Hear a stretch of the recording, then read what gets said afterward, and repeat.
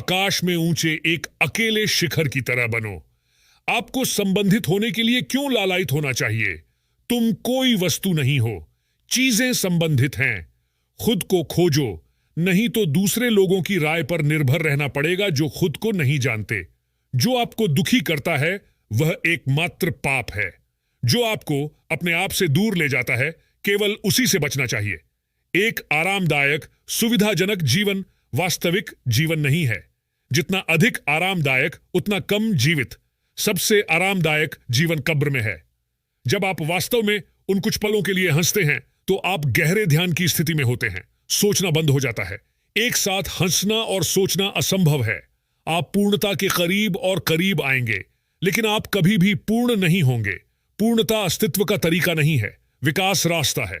दुनिया में सबसे बड़ा डर दूसरों की राय है, और जिस पल आप भीड़ से नहीं डरते, आप अब भेड़ नहीं रहे, आप शेर बन गए।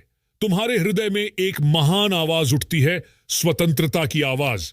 रचनात्मकता अस्तित्व में सबसे बड़ा विद्रोह है। अतीत अब नहीं है और भविष्य अभी नहीं है। दोनों अनावश्यक रूप से उन दिशाओं में जा रहे हैं जो मौजूद नहीं है। एक का अस्तित्व था लेकिन अब अस्तित्व में नहीं है, और एक का अस्तित्व भी शुरू नहीं हुआ है। एकमात्र सही व्यक्ति वह है जो पल पल जीता है। दुख आता है, आनंद आता है और सब कुछ बीत जाता है।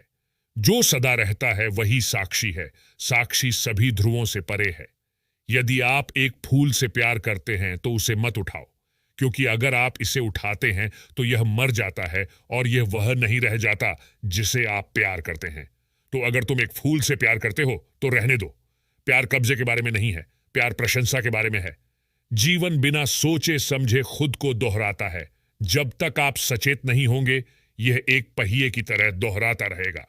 6 जो हो बनने की कोशिश मत करो। इन 2 शब्दों के भीतर हो जाओ और बन जाओ। तुम्हारा पूरा जीवन समाया हुआ है। उदासी गहराई देती है, प्रसन्नता ऊंचाई देती है। उदासी जड़ देती है, खुशियां शाखाएं देती हैं। खुशी एक पेड़ की तरह है जो आकाश में जा रही है, और उदासी पृथ्वी के गर्भ में जा रही जड़ों की तरह है। दोनों की जरूरत है, और एक वृक्ष जितना ऊंचा जाता है उतना ही गहरा वह एक साथ जाता है। वास्तव में यह हमेशा अनुपात में होता है। यही इसका संतुलन है। यथार्थवादी बने, चमत्कार की योजना बनाएं। कुछ बनने का विचार छोड़ दो, क्योंकि तुम पहले से ही एक उत्कृष्ट कृति हो। आपको सुधारा नहीं जा सकता। आपको केवल इसके पास आना है, इसे जानना है, इसका अनुभव करना है।